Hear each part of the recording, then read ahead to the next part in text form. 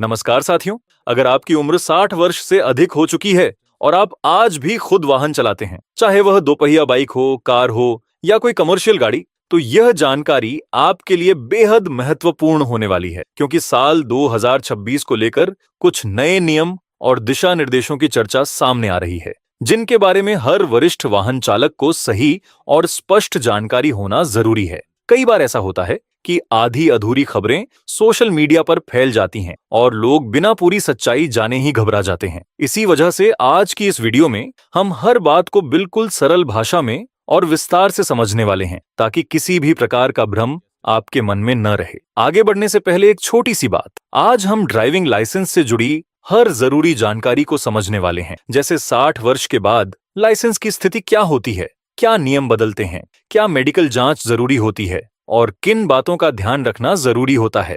लेकिन उससे पहले आप यह जरूर बताइए कि आप हमारी यह वीडियो किस शहर या राज्य से देख रहे हैं, कमेंट में जरूर लिखें। और अगर आप पहली बार इस चैनल पर आए हैं तो वीडियो को लाइक एंड चैनल को सब्सक्राइब जरूर कर लें, ताकि आगे भी ऐसी काम की जानकारी समय समय पर आपको मिलती रहे। तो चलिए अब शुरुआत करते हैं सबसे बुनियादी सवाल से। सबसे पहले यह समझना जरूरी है कि भारत में सीनियर सिटीजन किसे कहा जाता है और सरकार की नजर में वरिष्ठ नागरिक की असली परिभाषा क्या है। समाज में अक्सर यह देखा जाता है कि जैसे ही किसी व्यक्ति की उम्र 50 या 55 वर्ष के आसपास पहुंचती है या उसके बाल सफेद होने लगते हैं, लोग उसे बुजुर्ग या सीनियर कहने लगते हैं। लेकिन सामाजिक सोच और कानूनी परिभाषा दोनों अलग अलग होती हैं। सरकारी नियमों के अनुसार किसी भी व्यक्ति को तभी वरिष्ठ नागरिक माना जाता है जब उसकी उम्र 60 वर्ष पूरी हो जाती है। यह उम्र आपके आधार कार्ड या सरकारी रिकॉर्ड के आधार पर तय होती है। अगर आपकी उम्र 59 साल 11 महीने भी है, तो भी सरकारी रिकॉर्ड में आप सीनियर सिटीजन नहीं माने जाएंगे। यानी जैसे ही आपकी उम्र पूरे 60 वर्ष होती है, तभी आप आधिकारिक रूप से वरिष्ठ नागरिक की श्रेणी में आते हैं और कई सरकारी सुविधाओं या नियमों में आपको अलग श्रेणी में देखा जाता है। अब जब यह बात साफ हो गई कि सीनियर सिटीजन कौन होता है, तो अगला सवाल आता है कि ड्राइविंग लाइसेंस कितने प्रकार के होते हैं और 60 वर्ष के बाद किन बातों पर विशेष ध्यान देना जरूरी हो जाता है। दोस्तों, भारत में ड्राइविंग लाइसेंस अलग अलग प्रकार के वाहनों के हिसाब से दिए जाते हैं। अगर हम सामान्य नियमों की बात करें तो किसी भी व्यक्ति को साधारण वाहन चलाने के लिए ड्राइविंग लाइसेंस बनवाने की न्यूनतम उम्र 18 वर्ष तय की गई है। लेकिन अगर बात करें भारी या कमर्शियल वाहनों की, जैसे ट्रक, बस, लोडर या बड़े ट्रांसपोर्ट वाहन, तो इसके लिए नियम थोड़े अलग होते हैं। ऐसे वाहनों के लिए ड्राइविंग लाइसेंस बनवाने की न्यूनतम उम्र 20 वर्ष रखी गई है। यानी 20 साल से पहले कोई भी व्यक्ति कमर्शियल ड्राइविंग लाइसेंस के लिए आवेदन नहीं कर सकता। इसके अलावा ऐसे लाइसेंस के लिए अतिरिक्त ट्रेनिंग और मेडिकल फिटनेस भी जरूरी होती है। अब एक बहुत बड़ा सवाल जो इन दिनों सोशल मीडिया और व्हाट्सएप पर तेजी से फैल रहा है, क्या 60 या 65 साल की उम्र पार करते ही ड्राइविंग लाइसेंस अपने आप रद्द हो जाता है?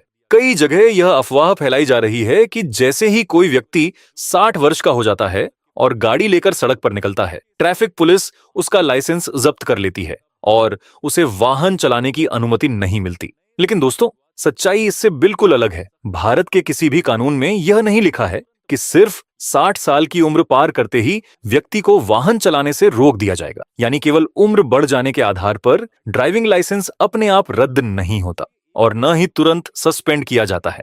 अगर कोई व्यक्ति शारीरिक रूप से फिट है और उसके पास वैध लाइसेंस है, तो वह नियमों के अनुसार वाहन चला सकता है। इसलिए अगर कोई आपको यह कहता है कि 60 या 65 साल के बाद सड़क पर गाड़ी चलाने पर लाइसेंस तुरंत रद्द हो जाएगा, तो यह पूरी तरह गलत और भ्रामक जानकारी है। ऐसी अफवाहों पर भरोसा करने से पहले हमेशा आधिकारिक नियमों को समझना जरूरी है। अब यहाँ सबसे महत्वपूर्ण बात यह है कि 60 वर्ष की उम्र के बाद ड्राइविंग लाइसेंस से जुड़ी कुछ प्रक्रियाओं में बदलाव जरूर आता है। यानी लाइसेंस खत्म नहीं होता, लेकिन उसके रिन्यूअल और वैधता से जुड़े कुछ नियम अलग हो जाते हैं। अब बात करते हैं उस सबसे महत्वपूर्ण बदलाव की जो 60 वर्ष की उम्र पार करने के बाद ड्राइविंग लाइसेंस में देखने को मिलता है, और वह है लाइसेंस की वैधता अवधि। अगर कोई व्यक्ति 18 से 40 वर्ष की आयु के बीच ड्राइविंग लाइसेंस बनवाता है, तो आम तौर पर उसका लाइसेंस लगभग 5 वर्ष तक वैध रहता है। लेकिन जैसे जैसे उम्र बढ़ती है,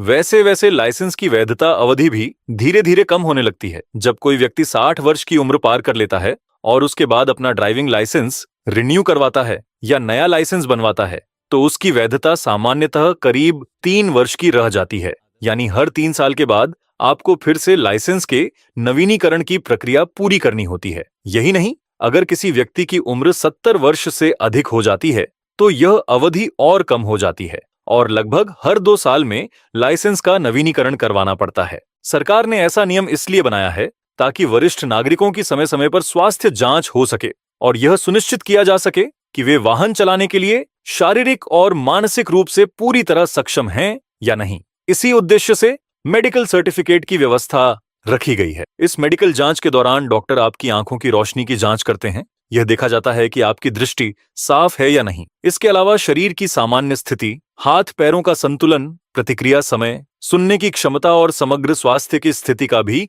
आकलन किया जाता है। इन सभी बातों की जांच के बाद डॉक्टर एक मेडिकल सर्टिफिकेट जारी करते हैं, जिसके आधार पर आपका ड्राइविंग लाइसेंस रिन्यू किया जाता है या नया लाइसेंस जारी किया जाता है। अगर जांच में आप पूरी तरह फिट पाए जाते हैं तो लाइसेंस के नवीनीकरण में कोई परेशानी नहीं होती और आप पहले की तरह वाहन चला सकते हैं। दोस्तों, जैसा कि मैंने पहले भी बताया, मोटर व्हीकल एक्ट 1988 भी यही कहता है कि हर नागरिक को वाहन चलाने का अधिकार है, चाहे उसकी उम्र 18 वर्ष हो या 80 वर्ष। कानून सिर्फ उम्र के आधार पर किसी को वाहन चलाने से नहीं रोकता। इसी तरह एक और नियम ध्यान में रखना जरूरी है। अगर आपकी गाड़ी 15 साल से अधिक पुरानी हो चुकी है और नियमों के अनुसार मान्य नहीं है, तो ऐसी स्थिति में उस वाहन को सड़क पर चलाने की अनुमति नहीं मिलती। यानी वाहन की स्थिति और वैधता भी उतनी ही महत्वपूर्ण है जितनी चालक की फिटनेस। जहां तक सुप्रीम कोर्ट की बात है, अदालत ने भी वरिष्ठ नागरिकों के अधिकारों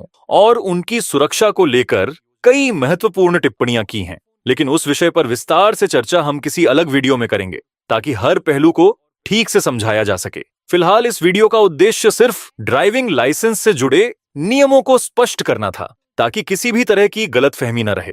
अगर इस वीडियो को देखने के बाद भी आपके मन में कोई सवाल रह गया हो तो उसे कमेंट सेक्शन में जरूर लिखें। मैं कोशिश करूंगा कि आपके हर सवाल का सही जवाब आपको मिल सके। अगर आपको यह जानकारी उपयोगी लगी हो तो वीडियो को लाइक जरूर करें और चैनल को सब्सक्राइब करना न भूलें, क्योंकि मैं इसी तरह की जरूरी और काम की जानकारी आपके लिए लगातार लाता रहता हूं। जल्द ही फिर मिलेंगे एक नई और जानकारी से भरी वीडियो के साथ। तब तक के लिए धन्यवाद।